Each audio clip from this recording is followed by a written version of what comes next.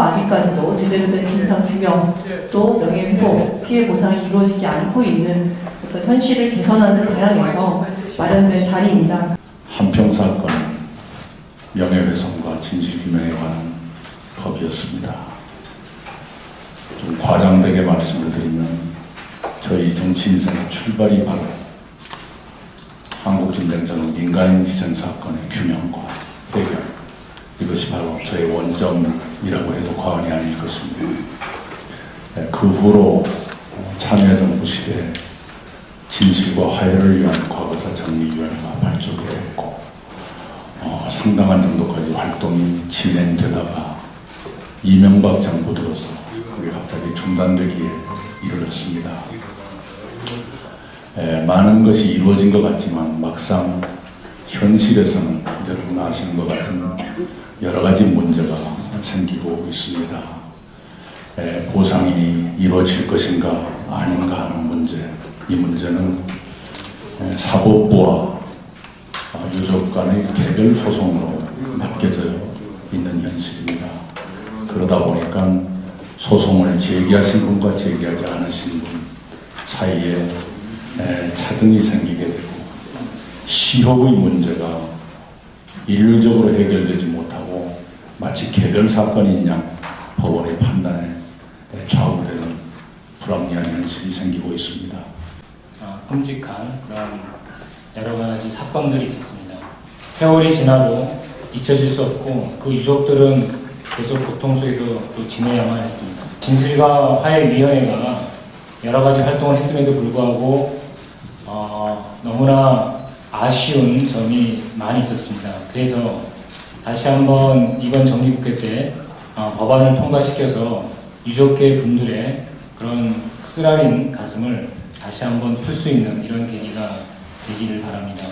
그리고 무엇보다도 이제 정전 60년이 되는 올해에 근원적으로 해결하기 위한 한반도 평화체제를 만들기 위한 이런 일에도 저희가 함께 힘을 써야 되지 않을까 하는 생각을 가지면서 오늘 여러 가지 그 토론과 그다음에 증언들이 아무쪼록 9월 정기국회 법 통과로 이어지길 바라면서 저도 함께 열심히 활동하도록 하겠습니다. 감사합니다. 이 엄청난 반인륜적 국가범죄에 대해서 대한민국은 아무런 아픔이나 양심의 갑책도 느끼지 않고 60년 세월을 살아왔다고 참 부끄럽다고 하는 말씀을 글로 쓰신 것을 제가 읽었습니다.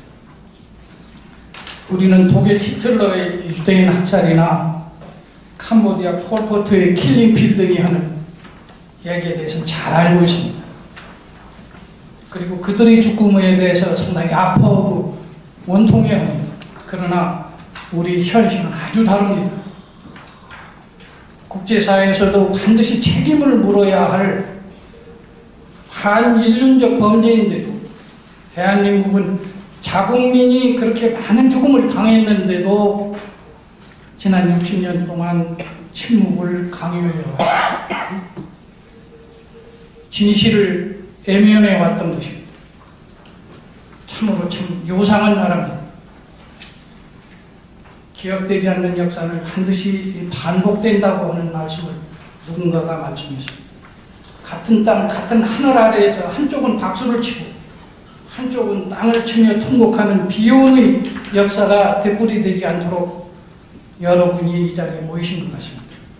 국가보안법을 요즘 진보라고 하시는 분들조차도 요즘은 잘 얘기를 꺼내려고 않습니다.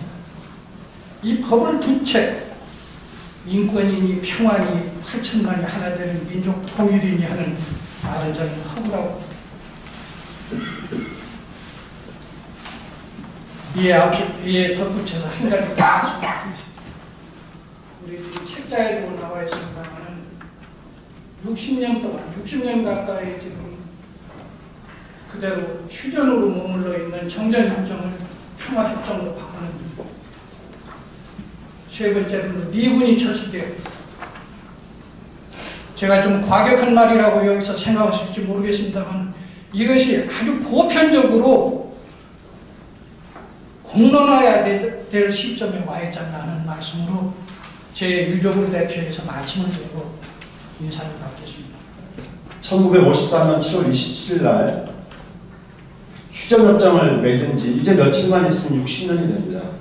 60년이 됨에도 불구하고 60년 전에나 있었을 그러한 MNL 발언을 포함해서 그 선 하나를 넘으면 전쟁을 불사하겠다는 그러한 시대를 저희들이 살고 있습니다. 아직도 전쟁이 끝나지 않은 것이죠. 오늘 이 자리에 많은 유족회 유가족들이 참여하고 있습니다. 60년 전쟁이 흘렀지만 아직도 전쟁의 참화가 끝나지 않은 것이 바로 여기 국회 안에서 현실로 벌어지고 있습니다. 마땅히 국가가 진상을 규명하고 철저하게 명예를 회복하고 국가 배상을 한 지 60년이 지났어야 됨에도 불구하고 60년이 지난 이 시간 아직도 100만 명이 넘는 민간인 학살에 대해서 저희들은 이야기하고 있습니다. 아마 전 세계 어느 전쟁사에서도 이러한 일은 없었을 것이라고 생각됩니다. 베트남 전쟁이 마치고서 얼마 지나지 않아서 베트남과 미국 간의 평화협상이 맺어졌습니다. 그런데 저희들 전쟁이 끝난 지 60년이 지났지만 아직도 전쟁 상태 그대로입니다. 이러한 우리들의 현실을 어느 누가 우리에게 시혜를 베풀어서 혜택을 주겠습니까?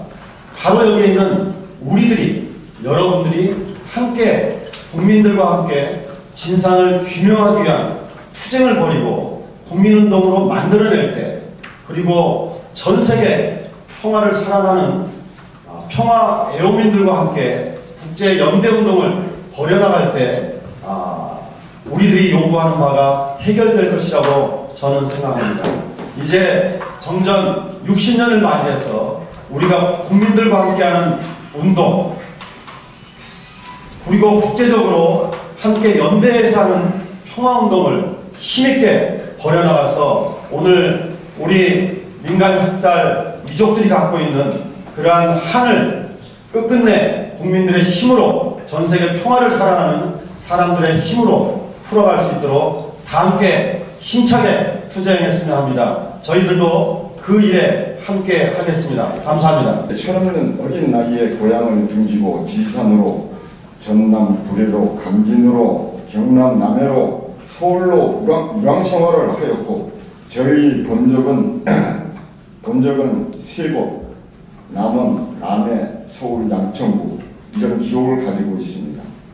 82년도에 연자제 폐지가 된 것으로 알고 있습니다만 빨갱이 꼬리 감추고 살아남기 위한 투쟁이 얼마나 어려운지 비단 저만 그러하겠습니까? 나는 나의 고향 남원에선 숙부님, 고종형님, 외가 삼촌 2분, 외가 큰 형님은 산에서 들에서 학살당하시고 누이 동생은 산생활에서 한쪽 다리를 절단 장애자가 되고 온 집안이 전쟁의 상처 투성이입니다.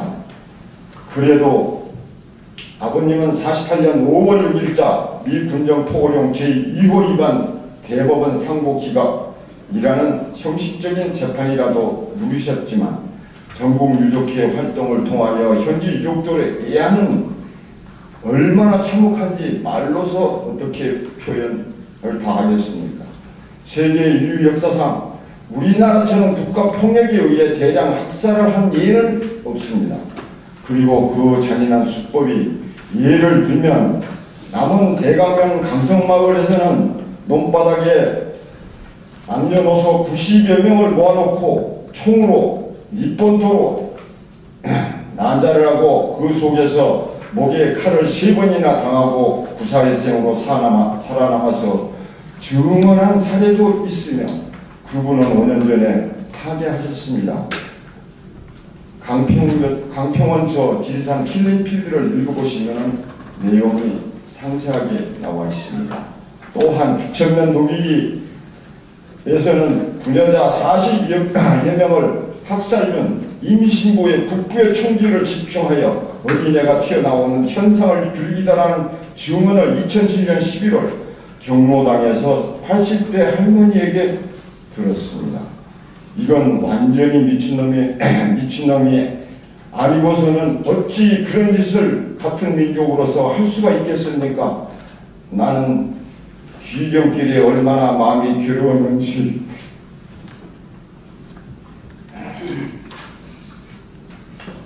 일본으로 난임 학살 수거지 재연도고 우리 고향에서뿐만이 아니고 전 국토에서 자행되었고 그런 두려움 때문에 남원에 몇 분 안 된 나이 드신 친지에게 그때의 얘기를 여쭈어 보면 개성아 잊고 살아라잉 하고 말씀을 하고 저를 피하십니다. 우리 헌법 제10조 인간으로서 존엄과 가치 및 행복 추구권을 무참히 짓밟아버린 헌정질서 문란이 아닌 파괴였습니다. 우리 조국 땅에 다시는 전쟁이 없어야 하고 여러분도 잘 알고 계시지만 지금 우리는 휴전 중입니다. 즉 전쟁이 진행형이라는 얘기입니다. 여러분 이제부터 우리가 주체가 되어 휴전협정을 평화협정으로 가는 길에 목숨을 걸어야 한다고 생각합니다. 여러분 동의하시죠? 동의하십니까? 예. 감사합니다. 마산, 창원, 진해 통합된 창원시에 있는 창원유주 개정이 노출소로 갑니다. 저는 제가 봐왔던 거, 살아오면서 겪었던 거, 또 들었던 걸 위주로 잠시 말씀을 드리고자 합니다. 우리 유족이라는 말은 저희들이 붙인 게 아니죠. 이승만, 그 유능한 이승만 초대 대통령이 붙인 것 같습니다. 유족이라는 그 말 자체가 어떤 때는 저는 우리가 대한민국 국민인가? 이방인인가? 라는 생각을 때로는 합니다. 1950년 전쟁이 났을 때는 제가 3살이었습니다. 저희 형님은 저보다 14살이었고 저 누나는 10살이었죠. 저 동생은 유복자입니다. 아버지 얼굴도 모르죠. 근데 피난을 언제 가는지는 정확하게 모르겠습니다만은 이야기를 듣는데 7월 한 하순경쯤 된 것 같습니다. 그런데 피난 가기 전에 제 아버님이 도로 보수가 있다. 도로 보수가 있는데 쌀소리하고 깽이하고 가지고 저는 고향이 어디냐 하면은 마산 옆에 구사면이라는 곳입니다. 구사면 바닷가입니다. 딱 지금 진해 통제부를 바라보는 그곳이죠. 그 유명한 김영삼 대통령 부친이 의장하는 곳입니다. 바닷가인데 저희 할아버지가 의장을 하다 보니까 저희 아버님을 일본 와세다 대학을 보냈습니다. 와세다 인테리어죠. 그 당시 저 자랑하려고 그런 게 아니죠. 와세다 대학 보냈는데 학교를 보낼 때마다 맨날 마산 창신중학교 보내면은 만세 사건에 휘말려서 학교를 못 다니고 휴학당하고 또 부산을 보냈더니 부산에서도 역시 만세 사건에 휘말려서 독립 만세 사건에 휘말려서 퇴학을 당하고 지금 아마 시작하면 운동권에 속한 것 같습니다. 그래서 일본을 건너를 보냈죠. 그래서 일본 와서 대학을 대학을 다니면서도 만세 사건을 일으켜가지고, 9번인가 자원 해무소, 그 당시 해무소, 그 당시 일본 순경들이 잡아갔답니다. 그런데 어떻게 해서, 이제 해방이 되고, 군정 포격이 나다 보니까 단독 정부는 안 된다. 아마 그 당시 그런 이야기가 상당히 많았던 걸로 생각이 됩니다. 근데 포격이 제가 인터넷상 포격이 뭔지, 내용이 뭔지를 확인해 보니까 나타나지는 않더라고요. 그래서 7개월 만기 출소를 했는데 집에 와 계시가 그 당시 하기 전에는 마산고등학교 선생을 하셨는데 목이 잘려버렸죠. 그래서 만기 출소를 하고 집에 계시는 동안에 그 도로고소하러 나오라 해가지고 나왔는데 그 길로 뭐 행방불명이 됐죠. 그러나 우리는 그 어디로 하냐면 그제 피난을 갔습니다. 피난을 갔다 오니까 그 바다에 저희들 동네 바다에 20여구가 그 얼굴에 페인트칠을 한 사람도 있고 옆구리식으로 이렇게 묵혀가지고 막 떠다니는 거를 저희 할아버지하고 동네 사람들 이장들이 지금 그 한 곳에 묻어놨습니다. 그 묻어난 장소가 그 제가 나눠진 맨 뒷장에 보면은 경남대 2011년도 경남 도청에서 김두관 지사가 계실 때 조사를 한 게 있습니다. 경남대학 이상경 교수가 조사한 게 있습니다. 맨 뒷장에 보면은 그 구인 약 20인 구인 거기에 그 시신들을 그 모아가지고 묻어놨죠. 그러다가 1960년 사유가 혁명이 일어납니다. 제 삼촌도 이제 그 이번 장비 국대를 나오시고 고등학교 선생을 하시다가 노조 운동을 하셨죠. 근데 그걸 이제 형님이 돌아가시다 보니까 제 삼촌 입장에 형님이 돌아가시다 보니까 1960년 5월달에 그 1인 단독 시를 합니다. 정부는 유교 사병 당시 보령 관련자의 행방을 알려라. 만일 죽였다면 그 진상을 공개하라. 라고 1인 시를 합니다. 김용국 선생과 단둘이서 많은 시를 다 다뤄요. 그게 신문에 나오고 이러다 보니까 사람들이 이제 모이기 시작하고 아마 전국적으로 유족회가 발족이 된 걸로 알고 있습니다. 그래서 1960년도 5월 말인가 그때에 아마 국회 양민 학살 특별조사반이 그 전국에서 4개반이 편성돼가지고 조사를 하게 됐죠. 그 지금도 아마 국회 도서관이 거기 보관이 되어 있을 겁니다. 근데 거기 그 특별조사반 최천 국회의원 특위위원장이죠. 경남반 특위위원장입니다. 거기에 증언을 김영국 선생이 이제 그 아마 마산유족회가 발족이 되고 사람들이 모이고 조사를 하고 이러다 보니까 그 내용이 이제 대충 나올 것 아닙니까?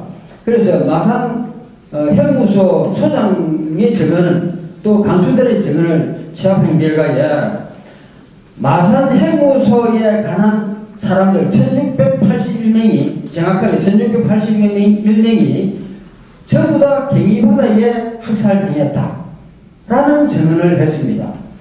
그게 아마 그 자료는 지금 없습니다. 1680명 대부분이 갱이바다가 어냐 하면은 진해하고 그제 사이에 있는 그 바다죠. 그 물살이 세고 왜 갱이바다를 하니 밤 되면 바람이 세가지고 고양이 울음소리 같이 난다 그래서 갱이바다라고 합니다. 그게 몇 차례 가서 진실하에 그 책자에 보면은 4차례나 나갔다 그러는데 경남도민일보 편집국장인 김주환 국장께서 2001년도 2년 동안 쫙 조사를 해가지고 증언을 했던 거 보면은 많은 사람들이 막 떠내려와가지고 막 묻어놨던 데 이야기를 이 책자에도 있습니다.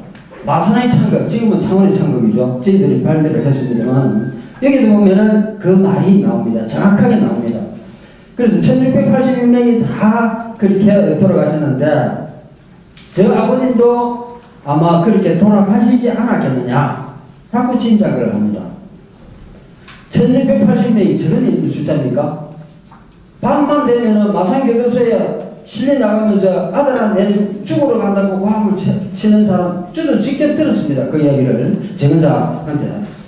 그래서 1680명 그렇게 돌아가시고 근데 우리뿐만 아니고 마산 행무소 사건뿐만 아니고 제가 알기로는 부산의 그 행무소 사건에 관련됐던 사람들도 5,6도 앞바다에 5,600명이 수장당했다고 그랬죠. 그 다음에 그제에 계시는 그제에 이렇게 잡혀갔던 사람들도 보면은 7,800명이 수장당했다라고 합니다. 그 다음 남의 사람도 마찬가지입니다. 그러니까 바닷가에는 거의 수장을 하지 않았겠느냐 생각이 드는데 그 해에 1950년도에 그렇게 많은 사람을 죽이다 보니까 겨울에 아마 대구 의장했던 사람들은 엄청나게 대구가 살이 찐 대구를 많이 잡았답니다. 그게 무슨 이야기냐? 그게 저는 짐작을 합니다. 말씀을 못 드리겠습니다. 그 다음에 그 시신들이 다 저희들 동네라든지 이웃 동네라든지 옛날 박통 시절에 총잡이 박정규식 있지 않습니까? 그 동네 옥계부라는데 거기 끝에도 역시 그게 있고 부산면 바다에 보면은 역시 많은 사람들이 묻혀 있습니다. 지금 발굴을 못했더니죠. 그 다음에 어디로 내려갔느냐? 일본 대마도 죽었던 사람이 대한민국 국민이 아니고 국민이 싫어서 대한민국이 싫어서 얼마나 원통했으면 대마도까지 갔겠습니까? 제가 알기로는 사람이 물에 빠지 만약에 죽는 얘기 참 이래 드려서 죄송합니다만 물에 빠지 죽으면은 한 일주일 동안은 안 뜹니다. 그리고 일주일 후에 뜨다 보면은 대개 한 고향 쪽으로 밀려온답니다. 고향 쪽으로. 근데 갱이바다에 그 학살 당했던 사람들은 어쩐 일인지 거의 대마도 쪽으로 내려가게 되죠. 그러다 보니까 대마도 근처에서 일본 사람들이 조업을 하는데 맨날 시신이 올라오다 보니까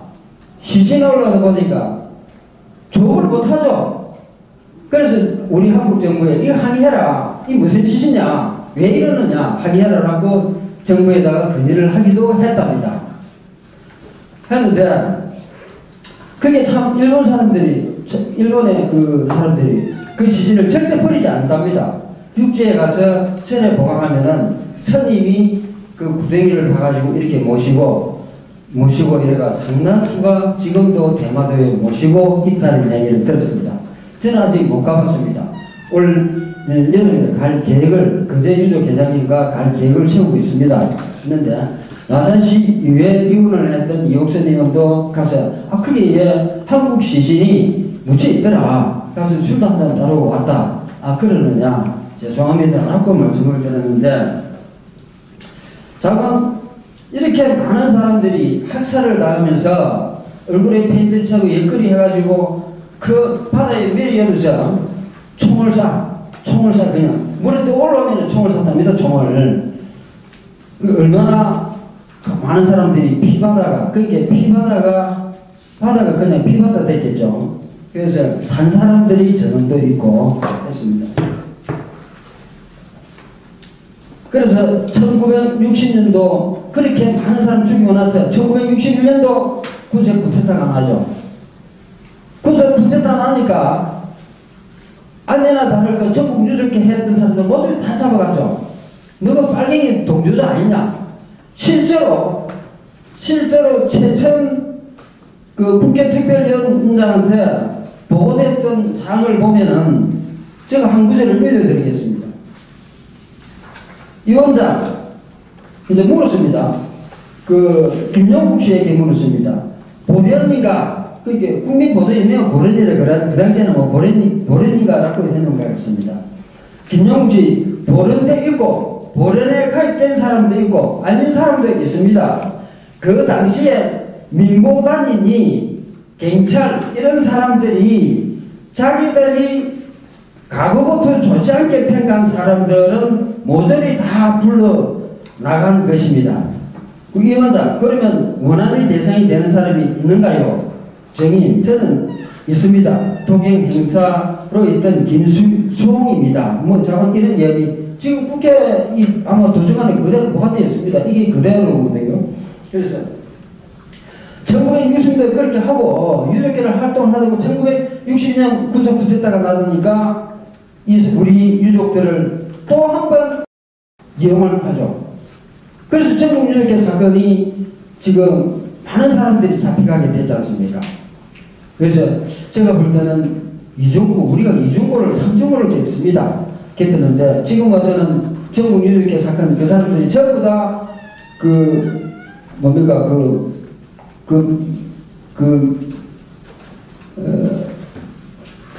무죄 판결을 받게 되죠. 작년에 전부 다 무죄 판결을 받았습니다. 그래서 민사소송까지 가 있습니다만 제가 볼 때는 우리 유족들이 자꾸 이렇게 연세가 만회가 돌아가십니다. 한 번 한 번 돌아가요. 유족이 자꾸 작아지죠. 또 워낙 고통을 많이 받았던 사람들은 나타나지는, 지금도 나타나지는 않으려고 합니다.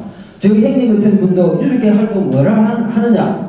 너 그래 하다가 너 삼촌, 너 현수면 삼촌면 당하려고 그러느냐. 라고 이야기 지금도 그렇게 합니다. 하는데 참 저희 형님도 그 유구 자관학교를 지망했는데 못 가고 뭐 그런 사연이 많죠. 아마 여러분들도 많이 들었을 겁니다만은 이런 사연들은 우리가 좀 힘을 내고 훔치고 유족들이 참 똑똑한 유족들이 많이 나야 되지 않겠느냐. 지금 조중동은 과거사족이라 합니다. 신문에 잘 안 나죠. 과거사를 왜 자꾸 들먹이느냐. 저희들은 이방인입니까? 대한민국 국민 아닙니까? 이거 역사를 어떤 역사는 한번 발라야 될 그런 그쳐야 될 그런 역사인데, 현대사인데 이렇게 자꾸 그 과거사족이니 무엇이니 하면서 간다는 이야기는 절대 우리가 있을 수 없는 이야기입니다. 앞으로 우리 유족들 뭉치고 한 사람이라도 더 활동을 하셔가지고 좀 더 알리셔야 됩니다.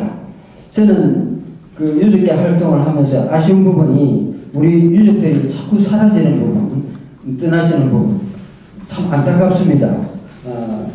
2009년 11월 17일 밤 쌈 KBS도 우리 그 사건에 대한 이 방송이 나왔죠. 나오는데 전국 아마 방송을 본 사람도 있을 겁니다. 제가 오늘 학살, 갱이바다의 학살에 대해서 말씀을 드렸는데 제 개인적인 이야기를 너무 한 것 같습니다. 바다에 수장됐던 이런 부분은 아직 무덤이 없습니다. 어디로 다 고기밥이 되셨는지 어디로 또 내려가시는지 모르지만 수많은 사람들이 안타깝게 그렇게 학살 당했다는 걸 여러분들 알아주시면 고맙겠습니다. 이것도 분명돼야 됩니다. 대마도에 계시는 그 인력들 한국에 모셔야 되는데 이게 쉽지 않죠. 예, 우리 참 그것도 하나의 과제입니다. 이상입니다. 감사합니다. 저는 엎혀서 이제 이틀 동안을 구글에 피식을 했었습니다. 그런데 거기 제 기억으로는 얼음프라겠나 아무랬던 동굴 속이 지금도 기억에 좀 남아 있습니다. 아주 컴컴한 굴 속에 옛날에 속가지 뿌린가 이런 걸로 해서 아주 매연도 있고 이런 상태에서 버티다 보니까 제가 너무 우려됐나 봐요. 그래서 저는 이틀 동안 거기 응거하다가 쫓겨났습니다. 그래서 이틀 후에 쫓겨나고 오늘 저녁에 쫓겨났는데 그 이튿날 아침에 이제 그 고모님을 저를 업고 다니는 고모님은 다시 피난을 돌아가시고 저는 쫓겨나서 이 집에 어머님한테로 쫓겨나와 있는데 그날 아침에 그 이튿날 아침 10시에 이 미군 폭격이 완전히 우리 마을 전체를 60 전체 가구를 완전히 전소시켰습니다. 레이판으로 집중사격을 해서 특히 휘발유 드럼을 나중에 남은 그 근거가 휘발유 드럼이 6개가 그 마을에 떨어졌고 그 휘발유를 뿌리고 난 뒤에 레이판으로 집중사격을 했습니다. 그리고 가옥도 전소시키고 그 다음에 그 굴의 입구에다가 아주 집중사격을 해서 그 굴 속에는 그 당시 일사후퇴 때 이 피난을 내려오던 정선, 영월, 이 강원도 일원의 주민들과 우리 마을 주민들 해서 약 400여 명 분들이 남쪽으로 피난을 하려다가 미군하고 한국군 3사단이 그쪽 우리 단양 국기굴에서 약 10리 정도밖에 떨어지지 않은 곳에서 주둔하고 있었습니다. 그래서 거기 미군들하고 탱크를 주둔하고 있으면서 우리가 피난을 가려고 전부 다 끝까지 가는데 남을 못하도록 피난을 못 가도록 다시 뒤돌려 보내다 보니까 우리도 살려고 우리 주민들하고 이웃 강원도 주민들이 그 굴로 은신을 했던 겁니다. 그래서 사람들은 그래도 피난을 못 가고 그 저는 요새 굴이 아주 적지라고 생각하고 살려고 굴로 군집을 해서 400여 분이 그 굴 속에서 응거하는 중 느닷없이 미국으로부터 아주 날벼락을 맞은 겁니다. 그래서 우리가 사실 아주 보면 얼마나 억울한 상황입니까? 우리가 괴뢰고는 하나도 없는데 양민들만 겨우 피난을 가지도 못하게 우리가 발목을 잡아가지고 할 수 없이 그 굴에 은신하고 있는 것을 우리 마을 자체를 갖다 완전히 전소시켜버리고 이렇게 억울하게 당한 상황입니다. 그래서 우리는 그동안 정말 그 엄동설안에 1월 20일 얼마나 춥습니까? 그 추운 겨울에 집 한 채도 없이 움막을 파가지고 이렇게 살아왔던 겁니다. 그렇게 억울하게 당하는 입장에서도 지금 60년이 지난 지금에도 우리가 그동안 아무 소리도 못하고 억울함을 참고 진짜 눈물로 살아온 입장에서 겨우 그때 진실위원회가 설립됨을 해서 간신히 약 4년에 걸쳐서 우리가 그 규명을 받고 또 2008년도로 5월 20일을 기해서 우리가 인증을 받았습니다. 진실규명 결정을 받았는데 우리가 그 진실규명을 결정받고 나서는 정말 말뜻이 기뻤습니다. 정말 이제 우리나라에서 그래도 그 정도 우리 정부에서 우리들한테 혜택을 주는구나. 정부들 기뻐하고 굉장히 정부에 대해서 고마움을 느꼈습니다만 정권이 바뀐과 동시에 여러분들도 우리 대표분들 다 합의를 하고 있지만 얼마나 억울하게 그동안에 그 억울한 4, 5년 동안 그렇게 세심하게 그 조사를 하고 그 바쁜 중에서 그걸 팽개치고 그 조사관들하고 같이 머리를 맞대서 겨우 진실규명을 인정받은 후 거기에 대한 공고사항이라든지 이런 것은 아예 우리 하나 실천된 것이 없지 않습니까? 그래서 이미 진실규명 받은 지금 지난 지가 벌써 5년이 지난 지금 특히 우리 미군 폭격 사건에 대해서는 우리 단양뿐만 아니고 전국에 굵직한 사건이 12군데가 있습니다. 그 수백 명이 돌아간 그거에 대해서는 우리가 꼭 무정부 상태에서 우리가 치른 그 전쟁이냐 우리 미군들하고 직접 당사자하고 해결하라고 정부에서 우리를 내밀은 겁니다. 그러면 지금 일본 또 우리 피해분들은 법적 소송이라도 했지만은 우리 미국 폭격팀들은 정부에 하소연도 못했습니다. 소송도 못했습니다. 왜? 당사자하고 직접 해결하라. 그러면 우리가 무정부 상태에서 전쟁을 겪은 겁니까? 얼마나 이거 어쩌면 그러면 지금까지 정권을 유지하고 또 대통령이야 국회의원 또 각 정부 요인들 또 굵직한 또 교수분들 전부 자기 사역에만 몰두하고 우리의 그 겪은 6.25 때 겪은 우리 그 피해자분에 대해서는 조금 더 정권이 바뀌면 완전히 우리 대한민국 사람이 아니냐 완전히 외면해버리고 철저하게 우리를 통제했지 않습니까?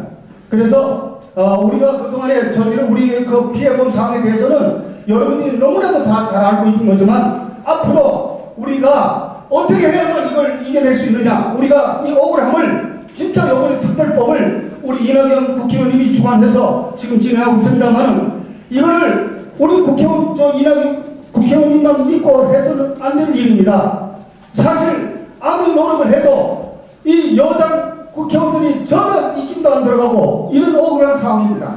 그래서 우리 유족들, 우리 유족 대표분들 진짜 열심히 애를 쓰고 뛰고 있습니다만은 정말 이런 걸 계기로 해서 우리가 정말 정신 똑바로 차리고 우리가 이 기회에 우리도 벌써 제가 4살 때 겪은 일이 지금 벌써 제가 60이 훌쩍 넘은 입장 70이 다 돼가는 이 나이에도 이러고 제자리 걸음하고 있지 않습니까? 정말 요번 기회에 우리가 이걸 통과를 못 시키면 정말 막연하다고 봅니다. 그래서 우리가 이거를 기점으로 해서 우리 유족들은 정말 일치단계를 해가지고 야당 분들만 이렇게 할 게 아니라 올바른 우리 아무랬던 과학 역사를 제대로 좀 바로잡기 위해서라도 여당 국회의원들한테 가서도 좀 문책도 하고 우리가 좀 열심히 뛰어서 지금까지 우리끼리만 이렇게 맨날 도닥거리 봐야 아무 결과가 나오지 않습니다. 정말 각자 각 지역 국회의원분들한테 가서 참 때가 놓든 때가 젖든 같이 거치를 들은 눕든 가서 각자 책임지고 각 지역 국회의원분들을 좀 같이 좀 동참하게끔 해서 요번에 그 특별법을 필히 좀 달성할 수 있도록 최선의 노력을 다했으면 감사하겠습니다. 이사님. 나주승경 민간인 희생자 사건번호 5145번 곽준씨 오남매 중 3셋째 곽정리입니다. 1950년 7월 26일 나주승경들이 내 아버지의 총선을 우리 집에서 두 귀로 듣고 두 눈으로 똑똑히 본 목격자 당시 우리 나이 10살 해남 동국민학교 2학년이었습니다. 나주 민간인 사건은 묻지마 충질이고 전속 살인이었습니다. 국민을 지켜야 할 승경들이 그것도 치사하게 인민군법으로 집 앞까지 쳐들어 아무 잘못도 없는 자국민에게 나와 딱 한마디 총질한 이 사건이 법으로 심판받을 사건이지요. 어머니는 아버지에게 총질한 놈들이 인민군인 줄 알았다가 나도 순경들이 지나가다 아버지에게 총질했다 누우려고 분해서 쓰러지셔 누워 계시다 아버지 떠나신 13개월 되던 날 아버지 옆으로 가버리셨습니다. 1950년 7월 26일 민간인 희생 사건이 없었다면 우리나라에서 곽준씨가 만든 해남 자동차란 이름을 단 차가 대한민국 도로에 제일 먼저 굴러다녔을 것입니다. 아버지 곽준씨는 전라남도 강진군 성정면 올평리 월산에서 일제 때 이런 개발품으로 목화를 따서 씨를 빼는 씨앗이 별을 불터 날리는 풍로 손배틀 말고 기계배틀 목화를 솜으로 만드는 솜틀기계 농촌에 많은 기여를 하신 분이셨습니다. 그러나 아버지께서는 도로에 굴러다니는 자동차를 만드시려고 강진군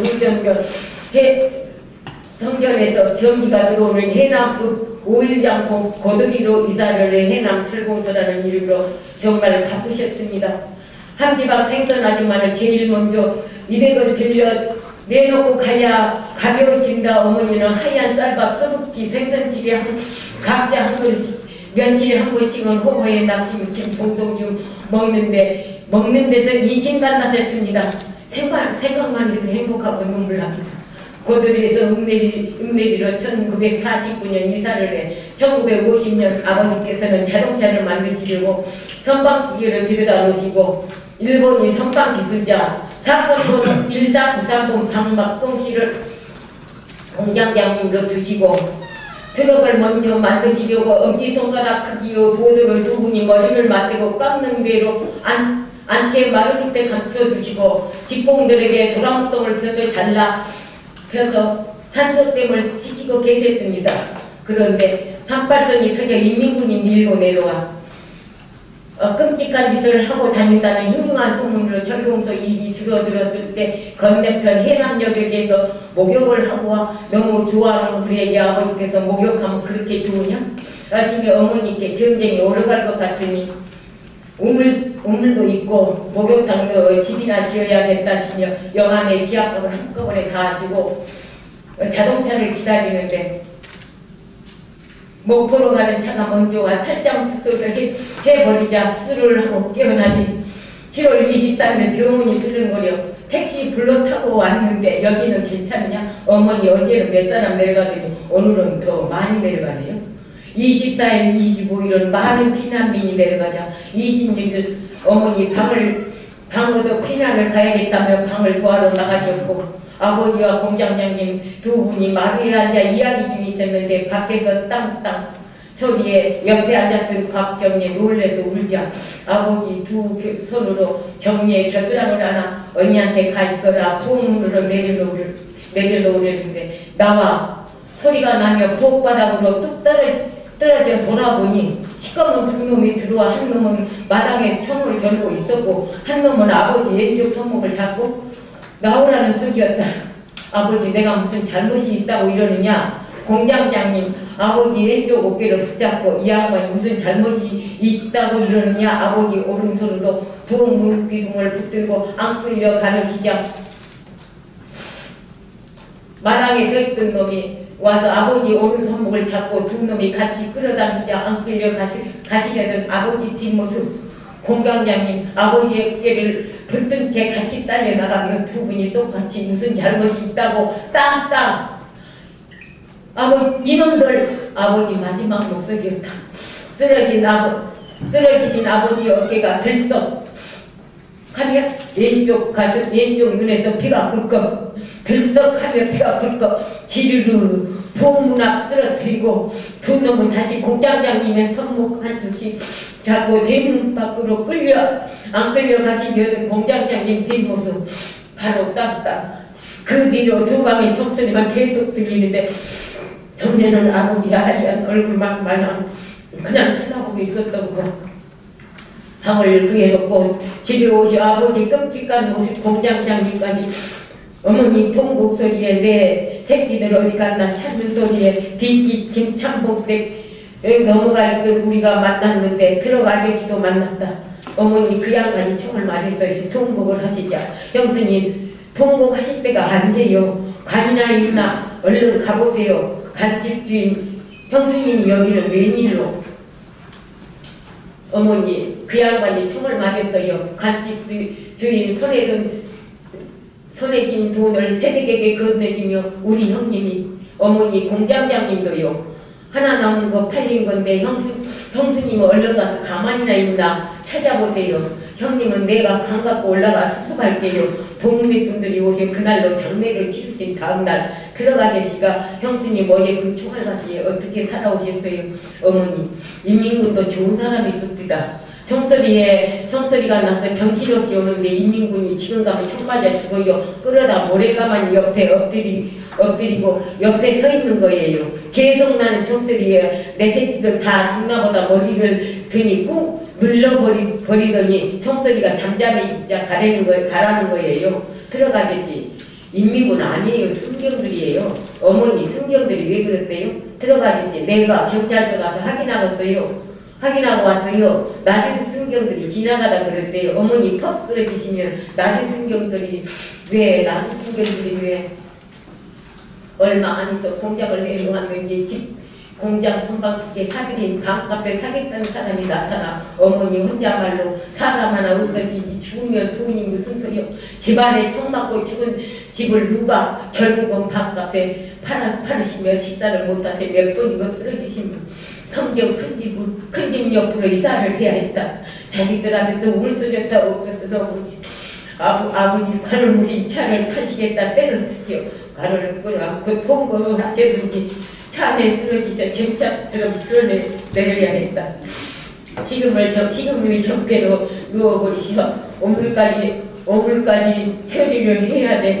언니가 하고 3학년짜리 정리가 학교에서 오면 방과하시는 어머니 정리에 네가 올 때가 돼서 언니는 밤에 해야 돼 하니까 들어가 자두라 했다. 어쩌냐 내 새끼 고생만 시켜서 한 번도 안 해본 언니가 정리하시다. 오빠 나 둘이서 얼마나 울었는지. 오빠는 부모님 옆으로 3일에 가버리셨다. 잠들며 오빠가 와서 나 죽었다. 나 안 죽었다. 정말 힘들어. 우리 삼촌도 오빠가 누워있다 한 방으로 사랑방으로 옮겨졌다. 막내 여동생이 7살 되어 안 하던 짓을 밤이면 손님으로 오줌을 싸는 것이다. 널려있는 손님을 보고 큰 집들을 또 쌌어. 너무 창피해서 기가 싫어. 누워서 잠을 자본 적이 없다. 무릎을 꿇고 엎드려 이마를 벽에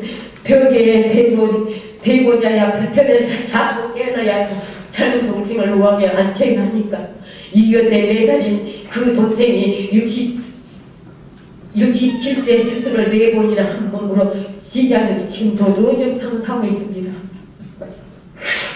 아버지 총살당해 피를 안고 쓰러진 장면이 머릿속에 찍혔으며 11살 들은 어머니 마지막 유언을 가슴에 못으로 박혀있고 오빠의 마지막 유언은 눈물로 고여있고 아버지의 때마른 재산은 우리 형제의 분통으로 남아있는데 우리 이들은 부모 있고 재산도 있고 교육도 있고 박정희의 4시간 잠으로 너무 힘들어 들어누워 지지야 10층 밑으로 쿵쿵 울리며 떨어지는 소리에 죽어 파묻히는 소리인가?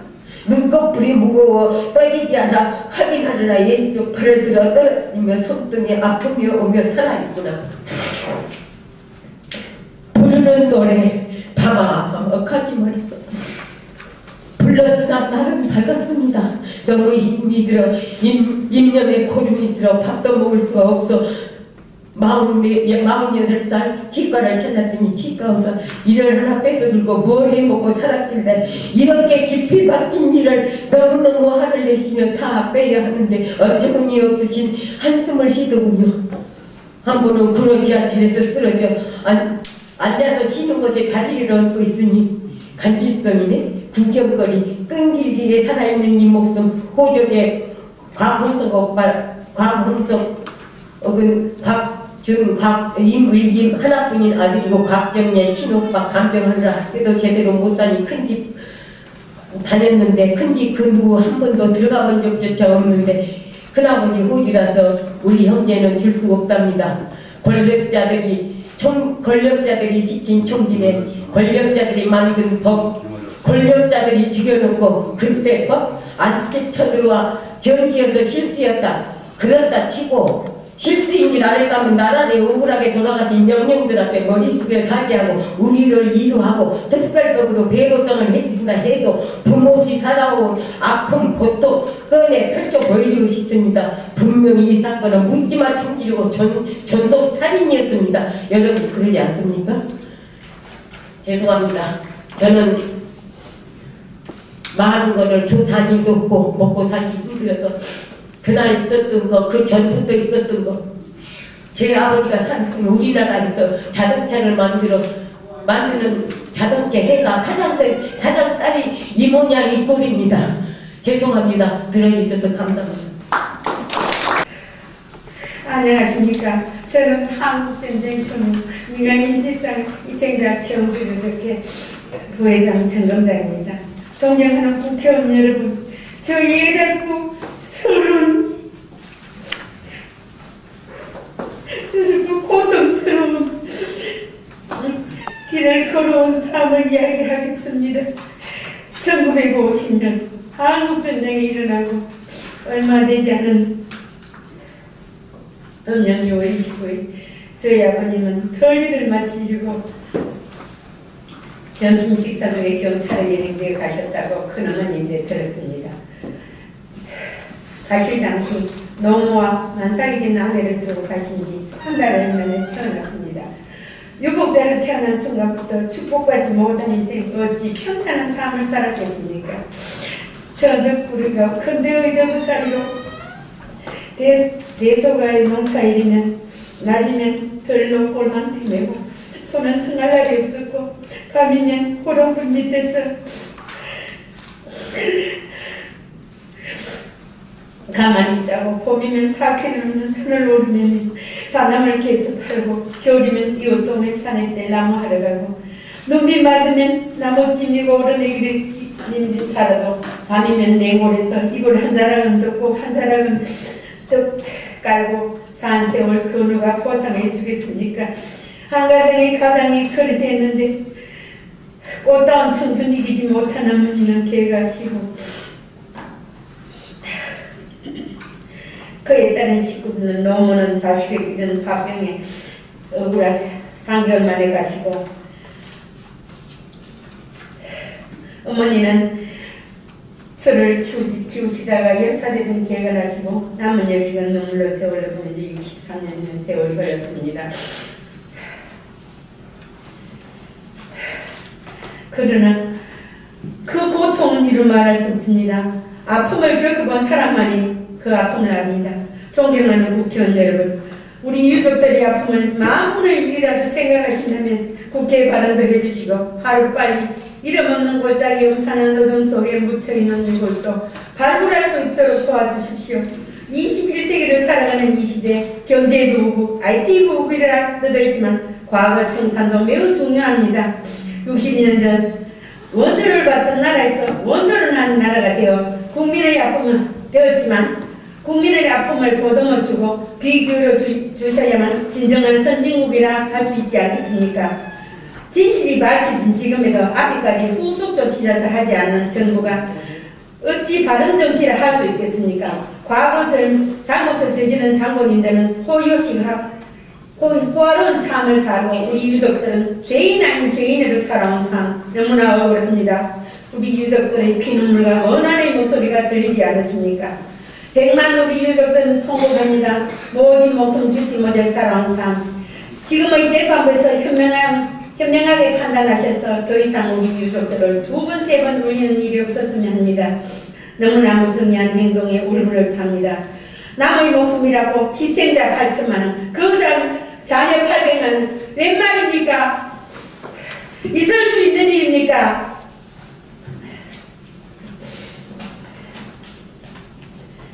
몇 사람 인생을 성중시켜 채 박혀놓고 몇천 원을 준다 해도 억울하고 원통을 하게 살아온 삶은 어느 누가 알겠습니까? 아버지, 우리 아버지 살려달라고 소리쳐 부르고 싶습니다. 저는 아버지랑 존재조차 모르고 살았습니다. 초등학교 통지서도 나오지 않았습니다. 그러나 앉아서 응모했습니다.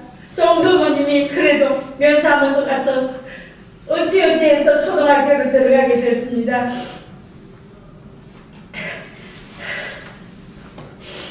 의원님들이 특비법을 제정하고 조속한 시일 안에 국회에서 이 법을 통과시키겠다는 약속을 지켜주십시오. 1950년 7월 27일 남가국이 휴전협정을 정한 지 60년이 지났지만 그 휴전협정은 평화협정으로 바꾸어 다시는 이 땅에서 서유와 같은 전쟁고와 아닌 과로 살지 않도록 해주십시오. 이상과 속삭이는 30년을 만나 아버지 딸과 목청도 풀려보고 부득이 않고 그렇지만 우리는 63년이 지난 지금 그 이름 한번 풀려보지 못합니다. 우리 아버지한테 기좀 해주세요. 무서운 말로 죄송합니다. 지금 이게 정부에 들어갔다가 나중에 못 나올 수가 있다. 그렇기 때문에 그 1차 자료 같은 경우도 가지고 계시다가 나중에 전시관이 만들어질 때 가지고 나오시라. 그러니까 제가 되돌려 보낸 적도 있어요. 그래서 어쨌든 이런 1차 이 물증들, 이런 부분들을 좀 그 국민들이 접근할 수 있고 학생들이 볼 수 있는 현장에 빨리 지금 공개를 하고 이 경각심을 높이는 작업을 해야 될 것 같아요. 당면하고 있는 문제들이야 조사 부족이나 후속조치 방기, 추가 조사 등과는 국가대상 기피하고 있고 6월 동안 방치되는 것들이 문제가 있습니다만 어쨌든 현재 주어져 있는 과제 핵심은 제가 봤을 때 그렇습니다. 1기 지방위원회 성과 개선할 것 그리고 다음 위원회 출범 이렇게 요약될 수 있지 않을까 생각합니다. 1기 지방위원회 성과의 개선이 필요하다는 것은 기본법에 따르면 어쨌든 진실화위원회 성과를 개선하는 조직은 과거사연구재단이라고 규정되어 있습니다. 그 과거사연구재단이 해야 될 일들은 유고를 발굴을 마저 하는 것일 테고 발굴된 유고에 대해서 DNA 지문을 만드는 작업이라고 생각합니다. 특히 저는 고향 지역에서 활동을 하면서 현재 발굴되어 있는 유고골들을 어떻게 처리할 것인가 당장 화장을 해야 쉽게 보실 수 있는 이런 문제에 직면하고 있습니다. 근데 화장을 하더라도 이미 유골 자체가 없어버려야 하기 때문에 그 전에 해야 될 작업 돌아가신 분들이 누구였다라고 하는 DNA 정도로 파악을 하고 있어야 된다는 생각을 합니다. 그래야지 그 다음에 새로 이렇게 내가 유족이다라고 얘기하시는 분들이 실제 그 어르신들이 거기에 있는지를 확인할 수 있을 테니까요. 그 정도까지의 얘기가 돼야 된다고 생각하면 아직까지 공론화되어 있지는 못합니다. 혹시 오늘 뭐 기회 잘 되는 국회 와서 이에 대한 법안을 좀 준비할 수 있으면 바람을 좀 이야기하고 싶습니다.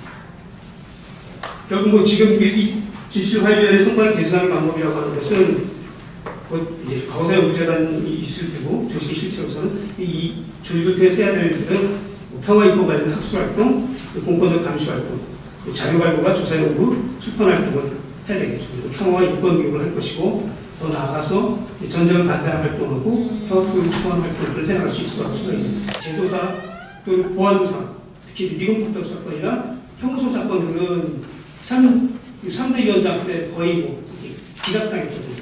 그 조사 분명히 다시 해야 되는 문제가 남아있습니다. 그리고 미확인된 사건 또는 이제 어떤 추가 조사된 사건, 신고기간을 놓친 피해자 유족들이 많다는 거 다 잘 아실 겁니다. 이런 것들에서 추가 조사 기반이 필요하다는 것은 명백하다고 생각이 듭니다. 물론 이제 신고기간 1년에 그쳤다는 사실은 굉장히 중요한 사실이죠. 지금 뭐 납북자위원회가 지금도 조사돼서 신고를 받고 있는 거라고 했습니다. 아마 3년 넘었죠. 저희 위원회 끝날 때가 됐었는데 이거에 비하면은 지금 양육자들도 피해자들이 얼마나 어떻게 이렇게 착각들을 받고 있는지 잘 보여주는 것 같아요. 그리고 이기 지화이든 아니면 과거사연구재단이든 간에 만들어져야 될 필요가 있다는 생각이 들고요. 그리고 뭐 이런 지난 5년 동안의 진화의 활동 속에서 한국전쟁 자체가 가지고 그 교훈을 좀 확인할 수 있는 것 같아요. 전쟁 자체의 목적이 바로 민간의 학살이 아니었는가 하는 겁니다. 전국의 통계를 활용하는 그런 의심들을 보일 수 없습니다. 이런 결과를 볼 때 어떤 경우에도 전쟁은 민중에 반대하는 것이고 민족을 반대하는 행위라는 걸 보는 것 같습니다. 이상을 말씀드리겠습니다. 그래서 미국은 1940년대 전반적으로 봤을 때 일본에 대한 이제 적개심과 이 반발심 그리고 이제 재팬들 싸워서 이겨야 된다는 그 하나의 이제 담론으로 미국 사회 전체가 좀 이제 단결했던 경향이 있습니다. 근데 이제 미국인들의 입장에서 봤을 때 그 당시에 미국인들은 오늘날 같이 글로벌해 있다고 볼 수가 없죠.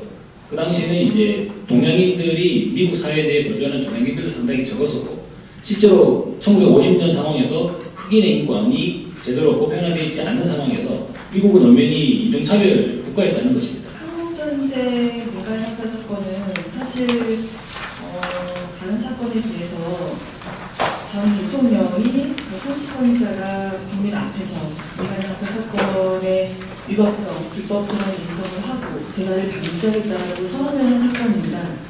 최근에 그 긴급조치 사건에 대해서 헌법재판소와 대법원이 그 위헌을 선언을 하고 각 법원에서 각 당사자들에 대해서 재심 청구에 대해서 무죄를 선고를 하고 있는데요. 그 사건도 거의 그 10년 이상을 그 유신 체제 하에서 상당한 정도의 인권 침해가 일어나는 사건이었던 거죠. 근데 그 사건과 민간 학살 사건을 좀 비교를 가끔씩 해볼 때가 있는데, 사실 긴급조치에 대해서는 정부가 그러니까 개별 법원 안에서 판사들이 사과를 하는 제스처를 취하고 있지만은 정부가 공식적으로 국민 앞에서 그 당시에 긴급조치라는 것이 개별 피해자뿐만 아니라 국민 전체에 미치는 엄청난 영향도 있었는데 거기에 대해서는 사과가 한 번도 이루어진 적이 없습니다. 피해 구제를 중심으로 한 입법이 필요하지 않나라는 생각이 듭니다. 예를 들면 일제강점만 강제동원 폐해 사건의 경우에도 처음에는 진실규명을 중심으로 해서 일제강점만 강제동원 피해 진실규명 등을 특별법에서 정했다가 일정 정도 진상규명이 이루어지고 지원이 이루어진 이후에는, 그러니까 지원을 포함한 이후에는 대외항쟁의 강제동원 피해주자 및 북의 강제동원 해체자 등 지원하는 특별법을 제정을 했습니다.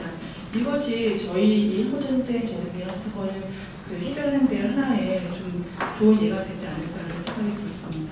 피해자 수가 많고 전국적으로 분포되어 있다고 하는 그 사실 자체가 이미 이 한국전쟁의 피해가 어떤 유가족 개인의 문제가 아니라 전체 사회의 문제라고 하는 것을 이미 반증하고 있는데, 그런 사회적 책임을 국가가 외면한 상태로 개별적인 어떤 보상으로만 현재 내몰고 있다고 하는 점 등을 다시 한번 확인할 수 있었던 것 같습니다. 그때 이제 여러 차례 우리 피해자 증언대회가 있었죠. 그 뒤에 그것이 거의 여러 가지 사연에 의해서 중단된 그런 상황 속에서 오늘 이러한 증언 및 토론회를 갖게 돼서 굉장히 고맙게 생각하고 있습니다. 이와 같은 증언대 또 토론회 이 상황은 일괄성으로 끝나는 게 아니고 저희 유족회 계획으로서는 2차, 3차, 4차 증언을 통해서 우리 국민들이 한국전쟁 피해 상황에 대한 사항을 정말 가슴에 담는 그러한 우리 국민들이 굉장히 멀어지는 그런 상황을 보고 우리 유족들이 굉장히 안타깝게 생각하고 있습니다. 그래서 이러한 증언대회를 통해 가지고 실상을 우리 국민들한테 많이 전파하는 그러한 역할을 하겠다는 것 갖다가 다짐을 합니다. 그리고 아까 김동춘 교수님이 말씀하신 유족 중심의 아니면 또 시민단체하고 같이 하는 거, 저는 어느 것도 다 찬성합니다. 그래서 우리가 이 한국전쟁 이 피해 상황에 대해서 해결점을 찾기 위해서는 정말 전문가와 또 우리 피해자와 함께 이 사항을 같이 공동으로 헤쳐나가야 된다고 보면서 말씀을 마치겠습니다. 어떤 어려운 점이 있더라도 국가가 해결할 수 있는 그런 법적인 조치를 취해줬으면 좋겠습니다. 대전 살해 사건이 그러면 우리나라에서 반일 학살지로서는 제일 큰 학살지라고 생각을 합니다.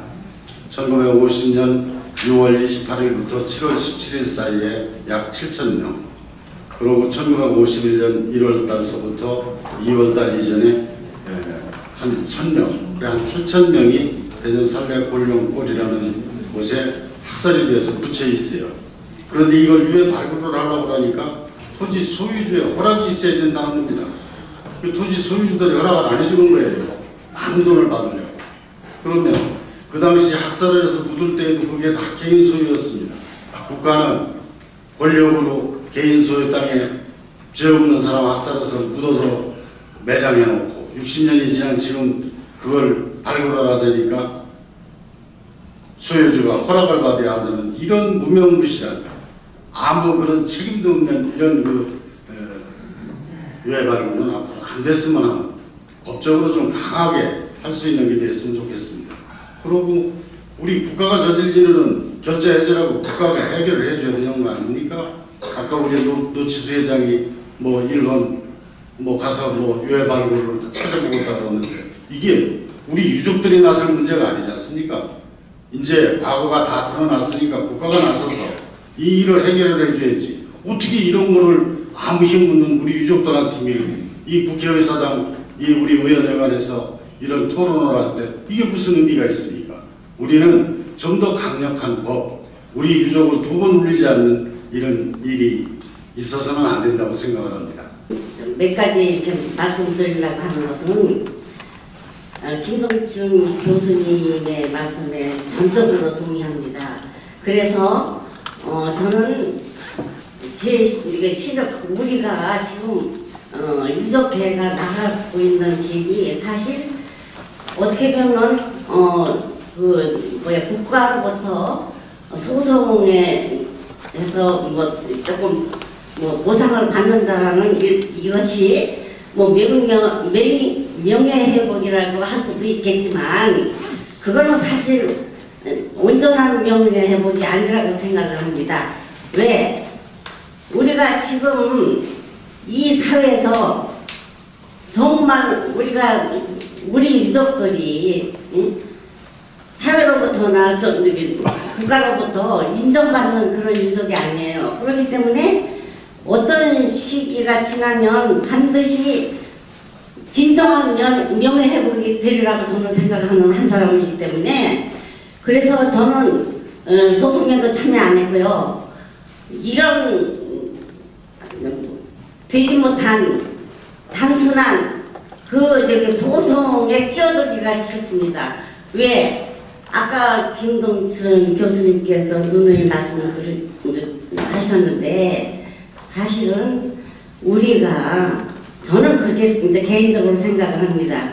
왜? 우리가 할 일이 지금 굉장히 한두 가지가 아닙니다. 왜? 첫째는 유골 문제 지금 말씀하셨지만 모든 문제를 해결해야 할 문제들이 굉장히 산적해 있는데 소송해서 돈 그거 몇 푼 받아가지고 그게 해결이 됩니까? 그걸로 끝나는 경우가 있을지도 모른다고 생각을 하기 때문에 우선 저희가 정말 명예회복을 위해서 할 수 있는 일들을 한 가지 처리함으로써 그게 가능하다고 생각을 합니다. 그래서 저는 정도가 바뀌었다고 생각을 해요.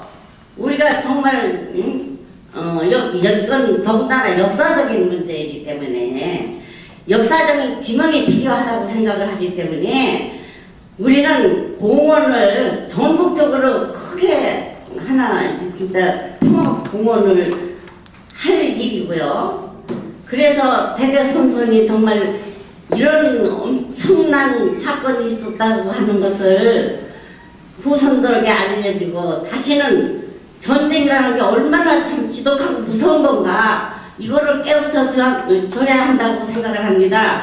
그래서 그것이 시급하고요. 그리고 역사 교육이기 때문에 교과서까지도 실려야 된다고 저는 생각을 합니다. 그래서 이게 결국 쉬운 문제는 아니기 때문에 오랜 세월을 투쟁을 해야 된다고 생각을 합니다. 그래서 제가 바라는 것은 이게 단순한 우리 유족들이 이게 해결해서 되지 않는다라고 생각을 해요. 저는 그래서 참 역사학자 교수님들이나 사회단체 여러분들이나 일반 국민들까지도 우리를 진정 역사적인 그 사건을 이해할 수 있는 그런 기반을 마련해야 된다고 생각을 하기 때문에 저는 간곡히 부탁드리는 것은 우리가 지금 나이가 지금 다 80 그런 참 고령인데요. 나는 내 생전에 이게 사실 규명이 되지 않을 수도 있고 또 빠질 수도 있다라고 생각을 합니다.